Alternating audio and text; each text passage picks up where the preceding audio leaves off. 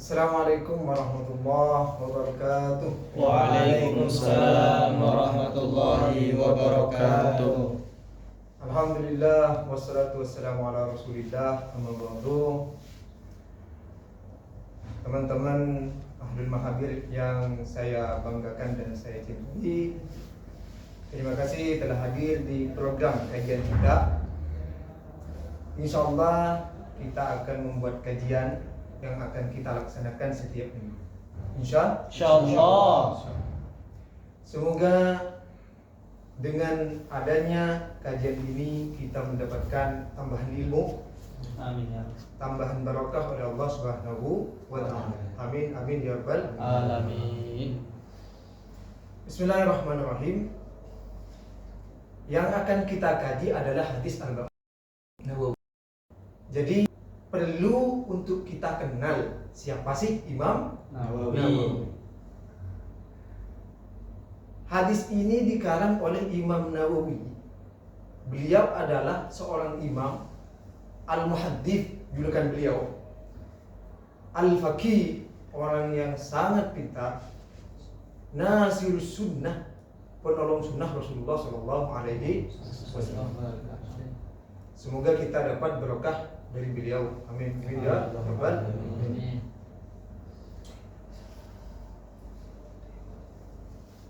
Imam Nawawi asya qalilan wa a'ta katsiran. Imam Nawawi itu hidupnya cuma sebentar, tapi beliau menyajikan karya yang luar biasa.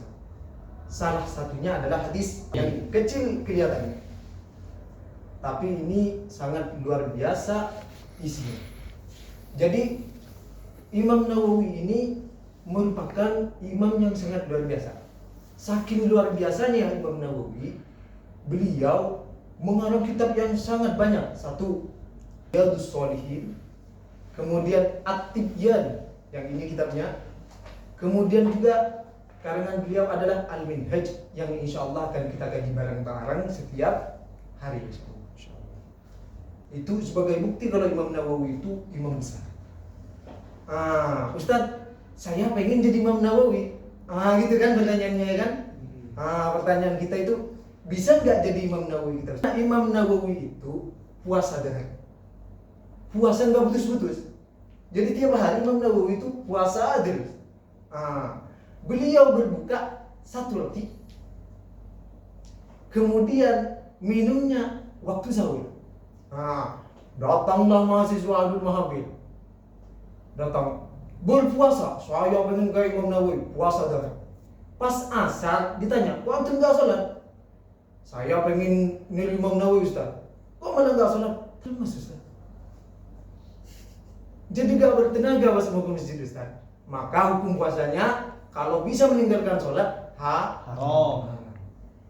Kalau karena puasa kalian gak belajar jadi maka kita sesuaikan dengan tokoh masing-masing, kemampuan masing-masing. Gak harus jadi seperti Imam Nawawi puasanya. Yang penting ilmunya ngejar.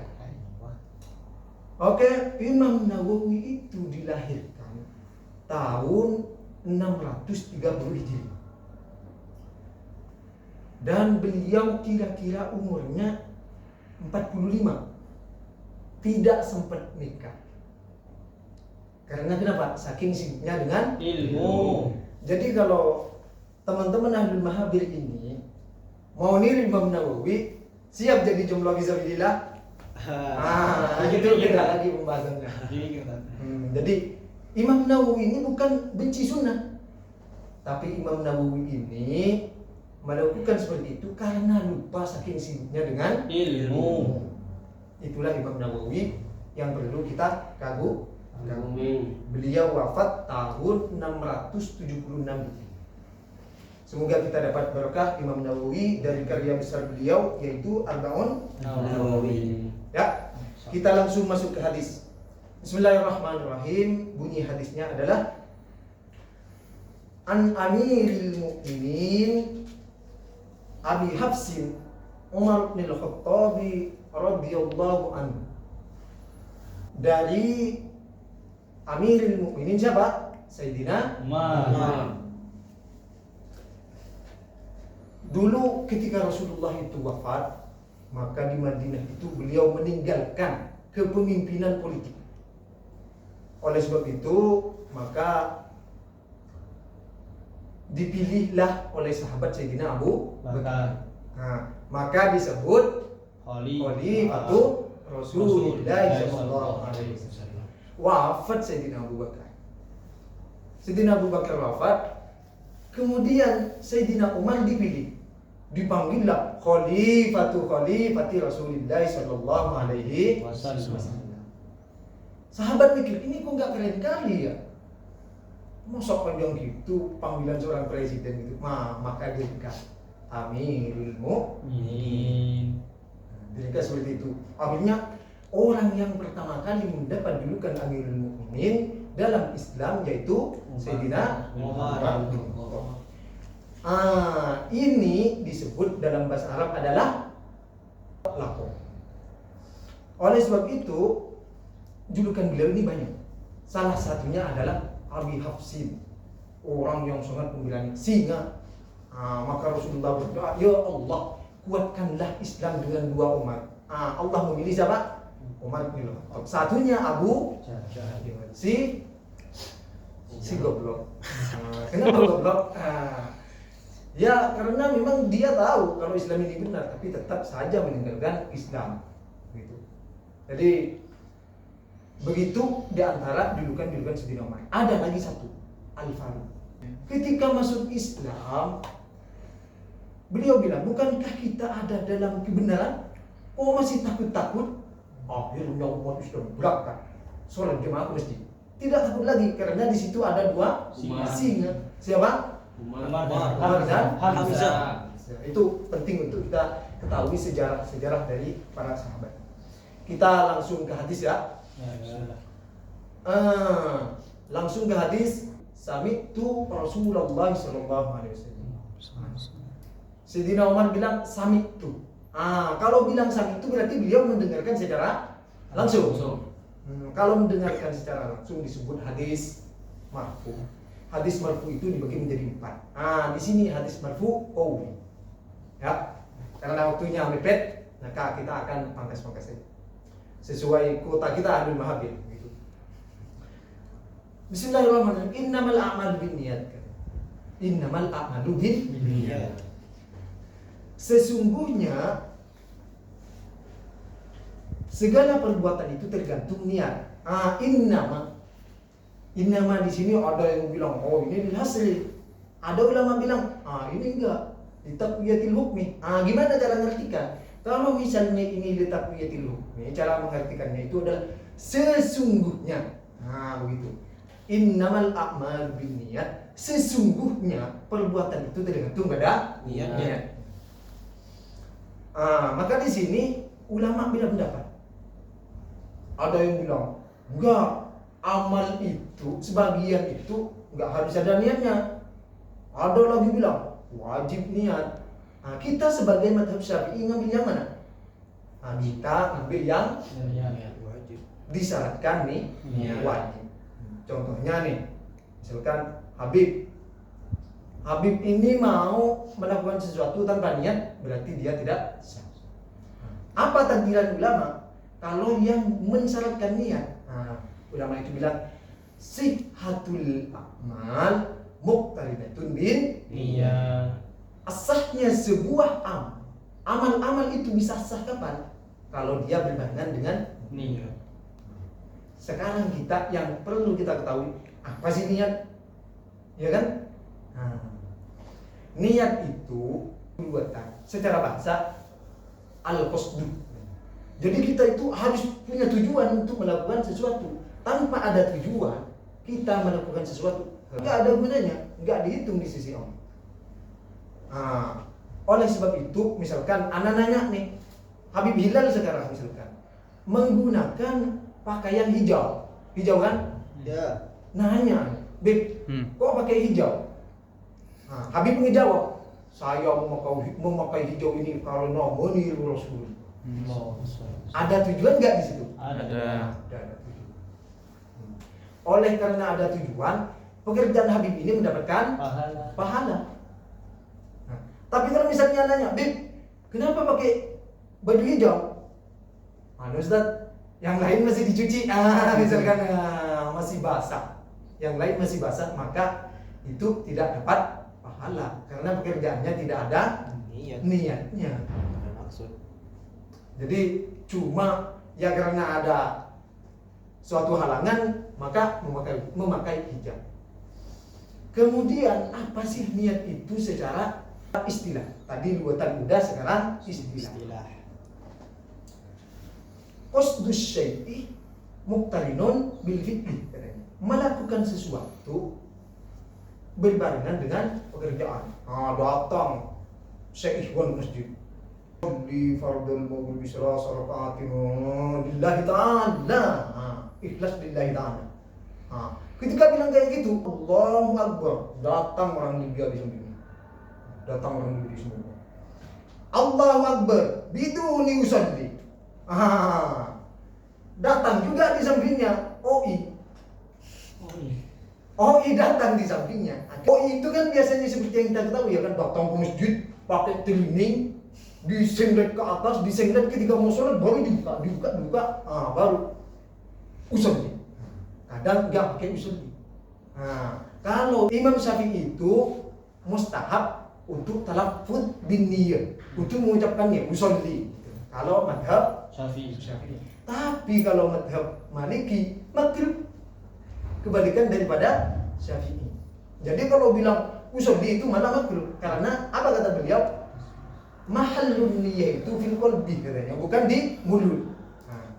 Oleh sebab itu, ketika mahasiswa Indonesia ini datang di Masjid Asmaria di sini, Allah pakai usolli dulu, datang orang Libya di sampingnya. Biduni usolli, Allahu Akbar. Datang OI di sini, OI-nya baru masuk Islam. Nengok, ini kok tengkar terus ini. Padahal anda dulu sebelum masuk Islamnya masih 4 hari. Sebelum masuk Islam itu, aneh istri dibuat tebengan bareng teman-teman, nggak jadi masalah, nggak tengkar-tengkar. Istrinya dibuat tebengan. Tapi malah di sini gara-gara niat nih tengkar terus. Berarti ini masalah umat Islam. Ngapain anak capek-capek masuk Islam? Orang Islamnya aja bertengkar. Oleh sebab itu, kita mahasiswa Ahlul Mahabir ini harus mendesain belakang.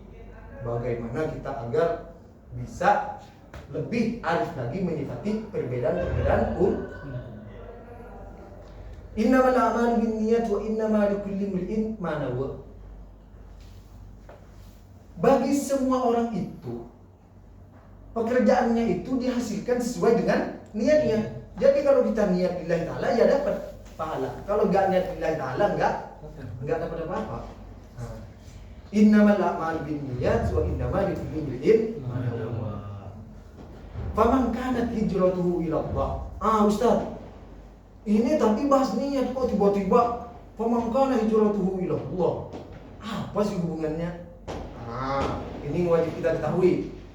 Kalau di Quran disebut asbabun nuzul. Kalau di hadis disebut asbabun urud. Itu perbedaannya. Kok bisa Rasulullah awalnya bahas innamal a'malu binniyat, tiba-tiba paman kana hijratuhu innamal a'malu binniyat, paman kana hijratuhu, kok langsung di situ? Maka kita harus nengok dari asbabun urud. Apa sih kok bisa? Ternyata Rasulullah melafadzkan hadis ini waktu itu ada orang mau hijrah ke Madinah. Lagi sahabat pada hijrah ke Madinah, ada seorang pengen hijrah ke Madinah juga karena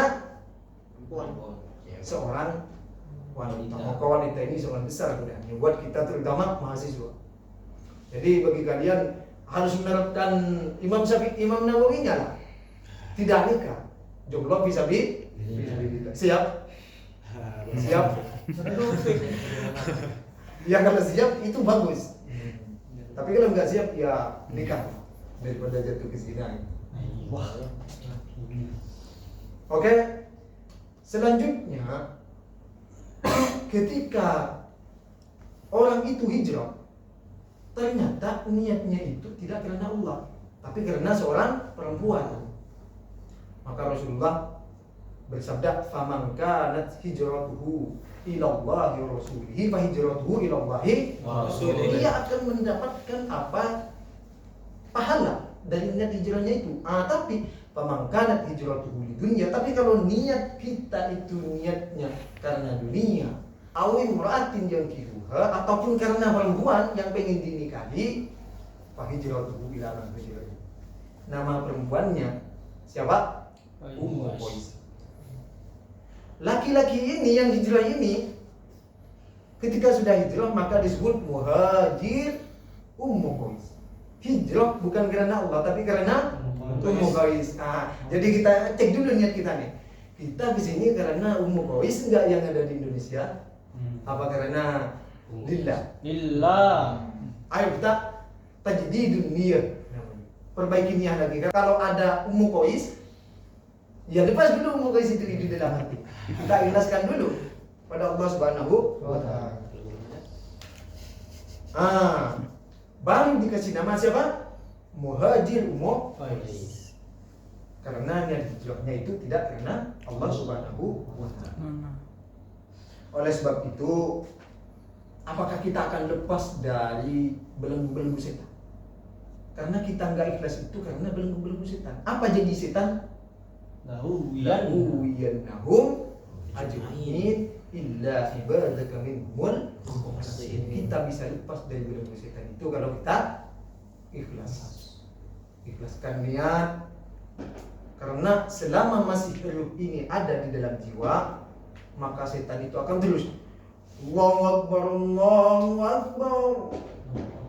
Misalkan atau jadi Allahu Akbar, Alhamdulillahi Rabbil Alamin.